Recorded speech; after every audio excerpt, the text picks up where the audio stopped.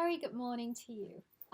If you're catching this in the afternoon or evening, welcome back. And here, today, I would like to talk about emotional freedom. Emotional freedom, right? How many times have we been in a situation where we feel stuck emotionally? Oh my God, that is the worst feeling when we just can't unstuck ourselves. So, what I am going to share with you today is a technique on how to develop that emotional clarity in order to gain that emotional freedom. So, I myself have been in this situation so many times to be stuck and to be unable to move emotionally and to just feel that frustration of it is so I can't even describe it. It's tremendously painful. And I'm just talking about emotional freedom here, just the emotions. So we will work on the mental aspect of it later. But here is just about the emotions. And first, before going anywhere, your emotional body. So, like our physical body, we have an emotional body. It's like an envelope around our physical body and it interpenetrates the physical body. So, it's an energy field, just like your mental body is an energy field. Um, so, beyond the physical, beyond what we can touch and feel, is our emotional and mental faculties. These are emotional bodies. If you don't care too much, then you can just visualize them as an envelope around your physical body, and your mental body is an envelope around your emotional body.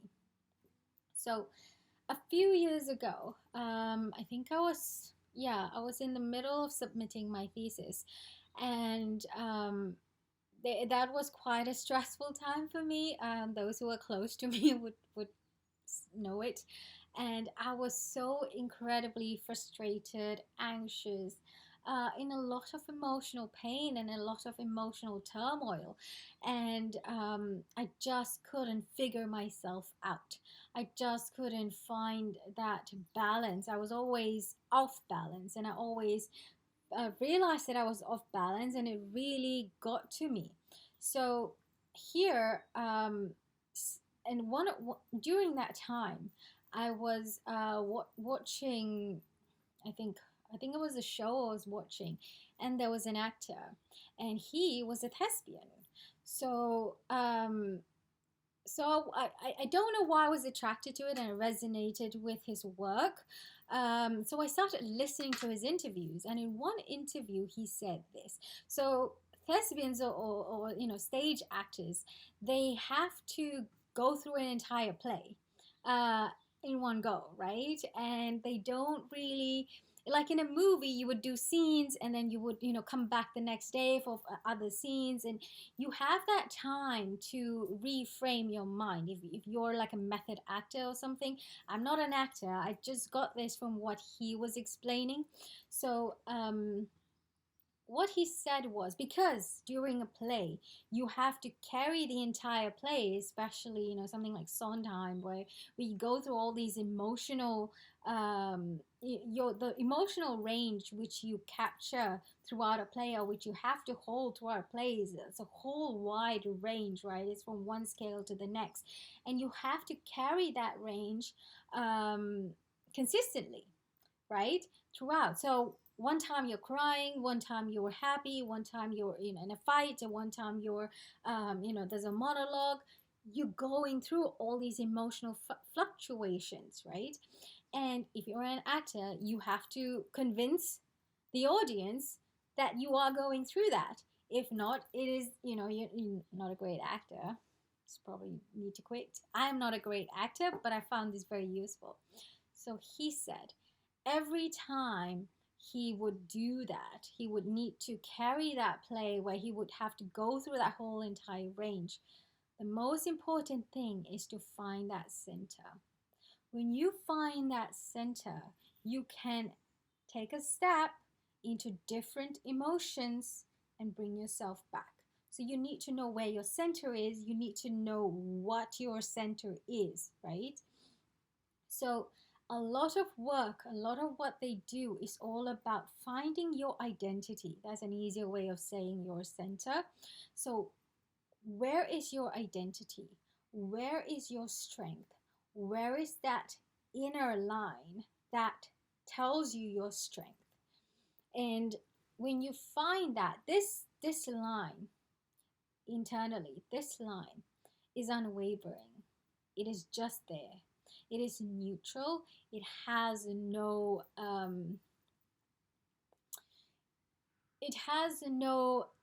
I would say connection, but it can connect, right? It in itself is independent. Yes, independent is the word. It in itself is independent, but it can take different forms. The energy can move outward into different forms. Now, when you have that energy, when you have that center, you can go through emotional pain, you can come back. You can go through emotional distress, you can come back. You can experience joy and you can come back. So this space has no particular emotion. Joy and happiness is still an emotion. This is very important. You are not sad, you are not happy. Your center is independent of these two. You are not angry, you are not grieving. Your center is independent of that. You may be experiencing your emotion, you are not your emotion. So this took me a long while, a long, long while to learn, but I appreciate that it is not easy to master, but this is the key. I'm sharing this with you because this is the key to find your core. Everything else is in relation to your core. To find your center, everything else is in relation to it. So, how to find your core? This is the other thing. Meditate. You can't find your core. If you've been experiencing a lot of anxiety, a lot of depression, you can't find your core tomorrow. It will take time, but you want to find that stream. It usually feels like stillness and peace in the beginning. You want to find that stream that feels like peace and stillness. You can even imagine or bring to your mind a river of peace flowing up and down your spine. Just this column of energy up and down, a river of peace and stillness. So just imagine. Focus on that river. Focus on that waterfall, if you will. Doesn't matter. Just focus and you will find that energy that is just you, that has no emotional identity, that is just you. When you find that, tap into that. So tapping into it, almost allow your awareness to be immersed into it. So when you're immersed in that field of consciousness, that is that river, that waterfall of peace, just be in that moment. Be in that moment.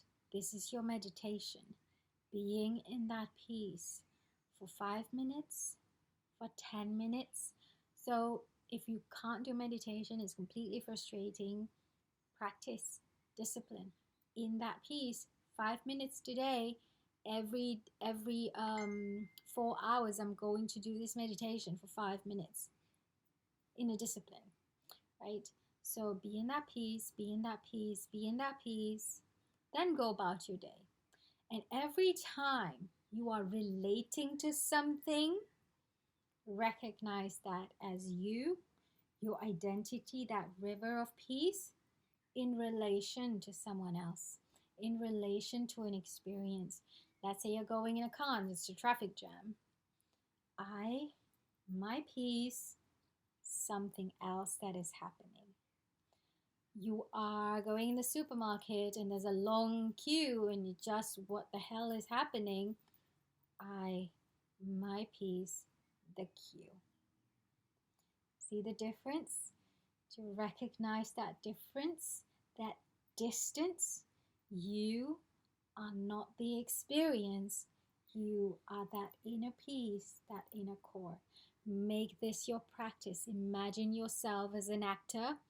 You are going through a play an entire day and you will experience multiple emotions during that day. If you're a kindergarten teacher, that's going to be very interesting because you have to meet so many children. Children are hyper, right? So your peace, and whatever a child is saying. Your peace, whatever your mom is saying. Your peace, and your peace. Come back. Every time you go through an emotional experience, in the queue, you're frustrated, you recognize your peace, bring it back. When you're out of the situation, bring it back. When you're out of the situation, bring it back. Make this your practice. So if you are on this path, if you're healing, you would have come across the power of now. You would have come across breaking the habit of being yourself. These are all self-help books, and all they're doing is allowing you and giving you that reference point of where your identity is.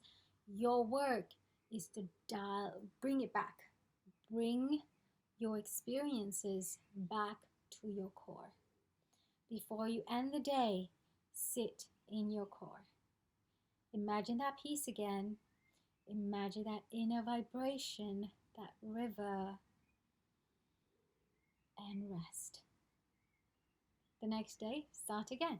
Meditation, that 5 minutes, inner peace work. Do your thing, come back. And make it so that every little emotion you experience, dial it back.